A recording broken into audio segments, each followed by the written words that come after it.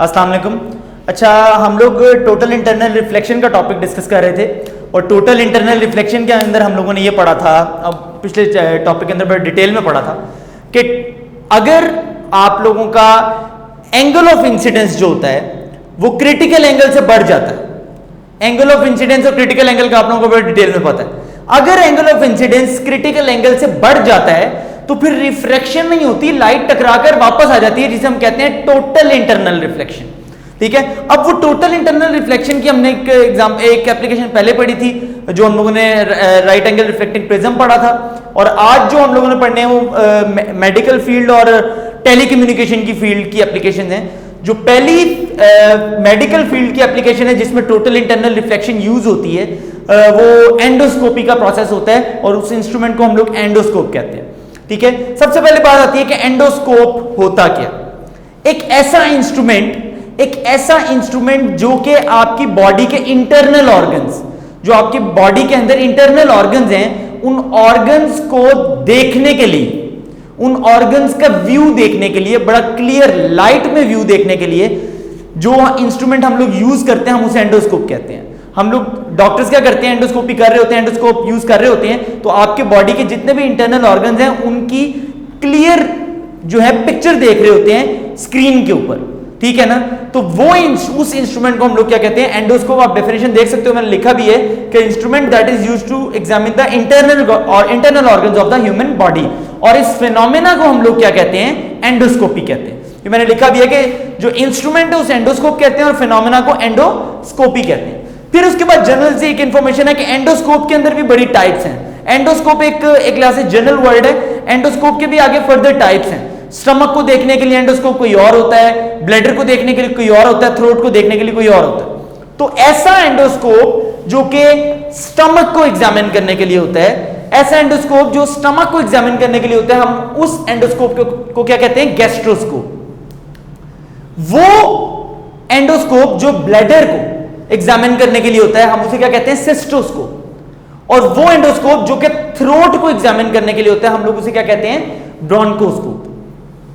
अब प्रिंसिपल तो मैंने आप लोगों को बता ही दिया कि ये जो एंडोस्कोप होता है किस प्रिंसिपल के ऊपर काम करता है, टोटल इंटरनल रिफ्लेक्शन के प्रिंसिपल के ऊपर काम करता है, और ये बहुत इंपॉर्टेंट एमसीक्यूज आप लोगों के पेपर में आता होता है। अब मैं आप लोगों को इसकी एक्सप्लेनेशन बताने लगा हूं, इसकी वर्किंग बताने लगा हूं कि ये वर्किंग कैसे करती है। ये एक्चुअली जो एंडोस्कोप होता है ना, इसके अंदर दो पाइप्स होते हैं। ठीक है ना,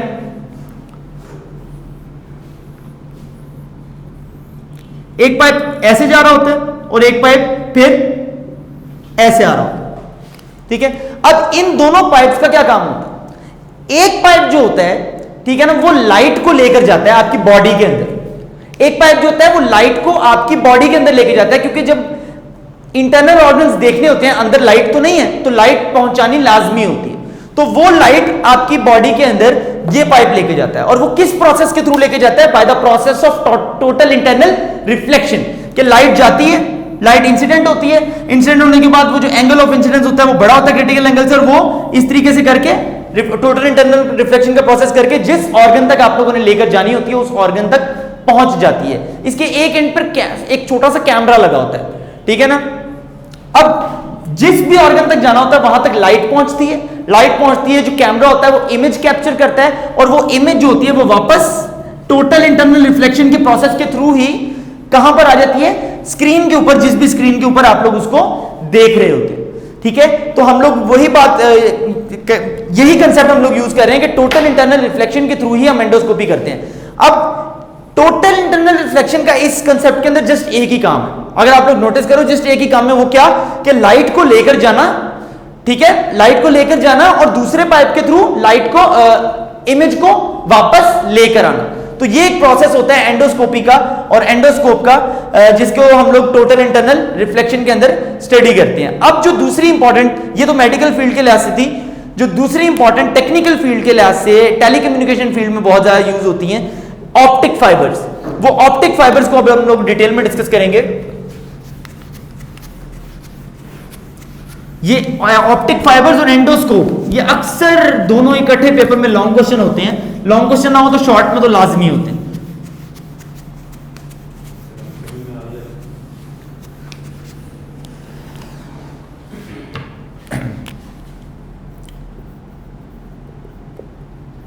ऑप्टिक फाइबर्स। अब बात यह आती है कि ऑप्टिक फाइबर्स क्या चीज है। आप लोगों ने बड़ी कुछ अरसा पहले पीटीसीएल ब्रॉडबैंड के जो इंटरनेट था ना उनमें बहुत ज्यादा प्रॉब्लम आती थी, और जब उनसे अक्सर कंप्लेन की जाती थी तो उनके कॉल सेंटर से आपको यह रिप्लाई आता था कि हम लोग अपने सिस्टम को इंप्रूव करने की कोशिश कर रहे हैं, हम लोग ऑप्टिक फाइबर्स यूज कर रहे हैं। ठीक है, तो ये ऑप्टिक फाइबर्स यूज होती हैं, ये किस प्रिंसिपल के ऊपर काम करती हैं? टोटल इंटरनल रिफ्लेक्शन के ऊपर काम करती हैं। और ये ऑप्टिक फाइबर्स का इनका फायदा क्या है वो मैं आप लोगों को आगे भी जाके बताऊंगा। जो एक थोड़ा सा कुछ कंसेप्ट देता हूं, इनका फायदा ये है कि इनसे सिग्नल लॉस नहीं होता। सिग्नल लॉस होने के चांसेस बहुत कम होते हैं, इसी वजह से दुनिया ऑप्टिक फाइबर्स की टेक्नोलॉजी की तरफ मूव कर रही है। अब बात करते हैं कि ऑप्टिक फाइबर होता क्या। ऑप्टिक फाइबर एक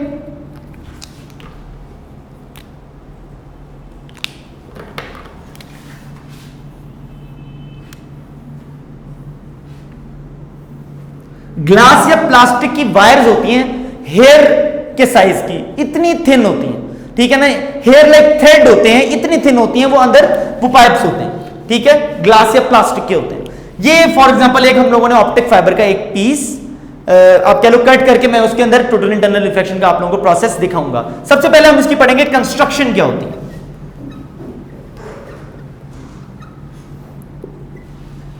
जो टोटल इंटरनल रिफ्लेक्शन होता है ऑप्टिक फाइबर के अंदर, जो इसकी कंस्ट्रक्शन होती है वो ये होती है कि ये एक ऑप्टिक फाइबर का पीस है और ये जो इसके ऊपर कोटिंग की हुई होती है, जो उसका शेल होता है बाहर वाला, वायर के ऊपर देखो ना आप, शेल होता है, एक कवरिंग होती है। जो ये जो आउटर कवरिंग होती है ना, ये जो आउटर कवरिंग है, इसको हम लोग क्या कहते हैं? क्लैडिंग कहते हैं। कंसेंट्रिक शेल को, जो आउटर कंसेंट्रिक शेल होता है, इसको हम लोग क्या कहते हैं? क्लैडिंग कहते हैं। ठीक है, और जो इनर साइड होती है, ये वाली साइड जहां पर एक्चुअल प्रोसेस हो रहा होता है टोटल इंटरनल रिफ्लेक्शन का, इसको हम लोग क्या नाम देते हैं? कोर का नाम देते हैं। ठीक है, तो मैं आप लोगों को डेफिनेशन भी बताता हूं। कोर क्या चीज होती है? The centre part of the optic fibre made up of glass, the central part of optic fiber made up of glass और प्लास्टिक। ठीक है, और ये क्लैडिंग होती है।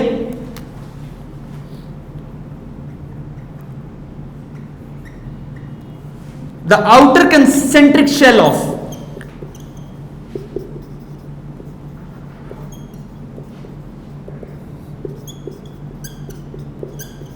ऑप्टिक फाइबर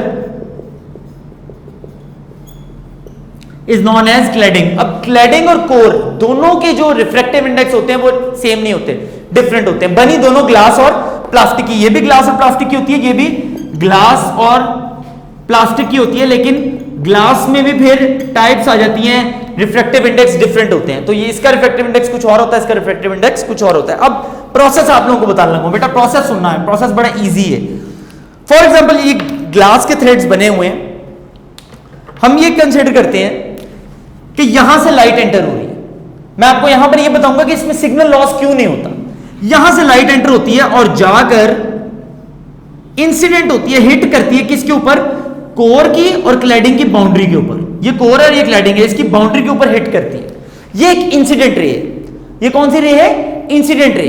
इस पॉइंट के ऊपर हम लोग क्या ड्रॉ करते हैं? हम नॉर्मल ड्रॉ करते हैं। ये एंगल कौन सा होगा? ये नॉर्मल है, ये इंसिडेंट रे है, तो the angle between the normal and the incident ray is known as angle of incidence. हम इस एंगल ऑफ इंसिडेंस को मेजर करते हैं। ये angle of incidence for example आता है 43 डिग्री, क्योंकि ये ग्लास की बनी हुई है। ग्लास का आप लोगों को याद होगा, मैंने आप लोगों को पिछले लेक्चर में बताया था, क्रिटिकल एंगल कितना होता है? 42 डिग्री। अब ये 43 डिग्री आ रहा है, ये जो है एंगल ऑफ इंसिडेंस इसके क्रिटिकल एंगल से ज्यादा है। जब angle of incidence critical angle से बेटा ज्यादा होता है, तो मैंने आपको क्या बताया था? लाइट रिफ्रैक्ट करके बाहर नहीं जाती, टकराकर वापस आ जाती है, रिफ्लेक्शन होती है, टोटल इंटरनल रिफ्लेक्शन।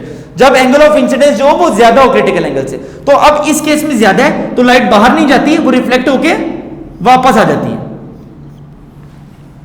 अब ये रे रिफ्लेक्ट होके ये इसको टकराई है। अब इस पॉइंट के लिए, अब आप डायग्राम पे बड़ा गौर करो, इस पॉइंट के लिए ये वाली जो रे है ये इंसिडेंट है, क्योंकि ये वाली रे इसके ऊपर आ गई। इसके लिए ये रिफ्लेक्टेड रे है और इस पॉइंट के लिए ये इंसिडेंट रे है, क्योंकि इस पॉइंट पर ये इंसिडेंट हो रही है आगे। इस पॉइंट पे हम लोग दोबारा वही कंसेप्ट रखते हैं, दोबारा नॉर्मल ड्रॉ करते हैं। अब नॉर्मल और इंसिडेंट रे के दरमियान में दोबारा एंगल मेजर करते हैं, वो भी एंगल ऑफ इंसिडेंस। अब इस एंगल को देखते हैं, ये भी 43 या 44 होता है, 45 होता है, यानी कि क्रिटिकल एंगल से फिर बड़ा होता है। अब ये वाला एंगल फिर क्रिटिकल एंगल से बड़ा है, तो लाइट क्या रिफ्लेक्ट करके बाहर नहीं जा पाएगी।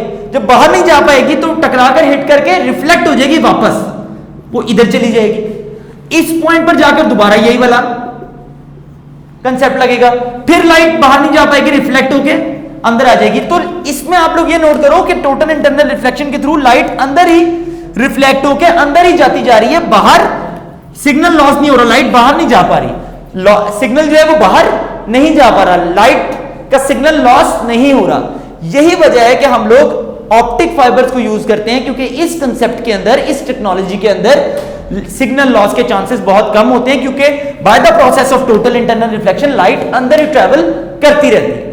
तो इसके जो एडवांटेजेस हैं ये जहां पर यूज होती है, तो जितनी भी आपकी टेलीकम्युनिकेशन की फील्ड है, टेलीकम्युनिकेशन की फील्ड में आपकी इंटरनेट की फैसिलिटीज आ जाती हैं,